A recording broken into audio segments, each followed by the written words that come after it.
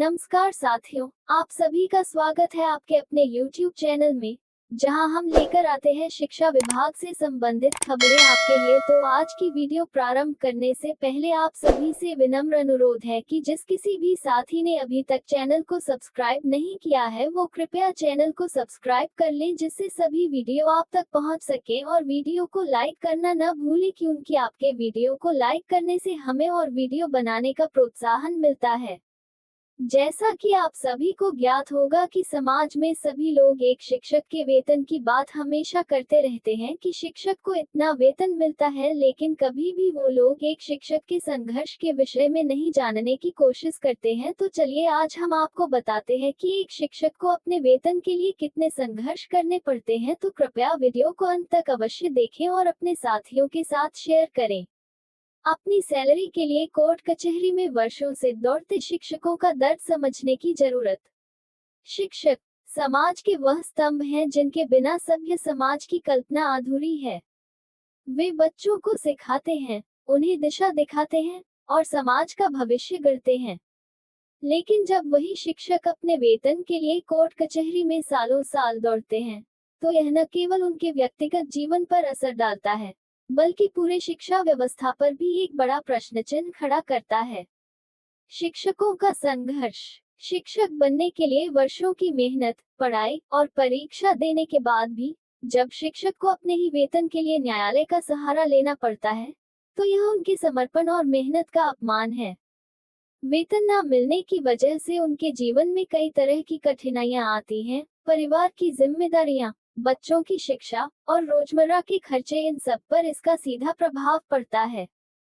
कानूनी प्रक्रिया और उसकी चुनौतियां। कोर्ट कचहरी की प्रक्रिया अपने आप में लंबी और जटिल होती है। शिक्षक को कई बार न्यायालय के चक्कर लगाने पड़ते हैं, जो कि उनके शिक्षण कार्य से ध्यान भटकाने का कारण बनता है। इसके अलावा वकील की फीस और अन्य कानूनी खर्चे भी उन्हें आर्थिक रूप से कमजोर कर देते हैं।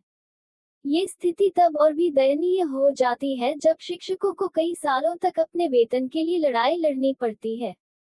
मानसिक और भावनात्मक प्रभाव। इस पूरी प्रक्रिया का शिक्षक के मानसिक और भावनात्मक स्वास्थ्य पर भी गहरा असर पड़ता है।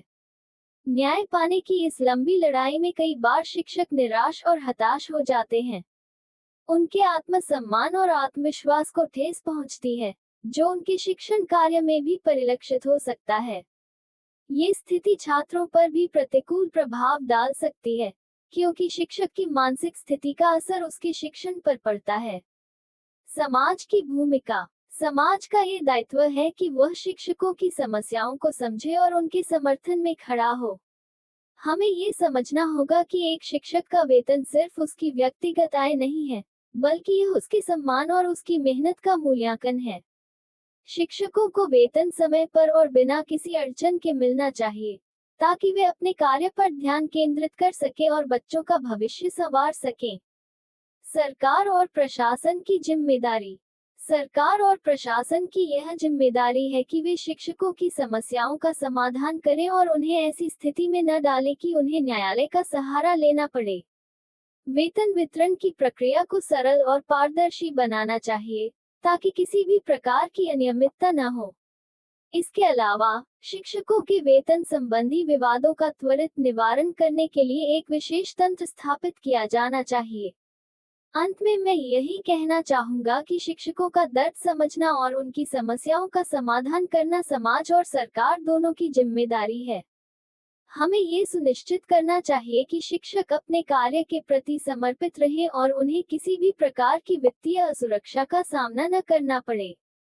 शिक्षक को शिक्षक ही रहने दें, उनके सम्मान, उनकी मेहनत और उनके समर्पण का उचित मूल्यांकन करें और उन्हें उनके अधिकार समय पर प्रदान करें। तभी हमारा समाज सही मायनों में शिक्षित और सशक्त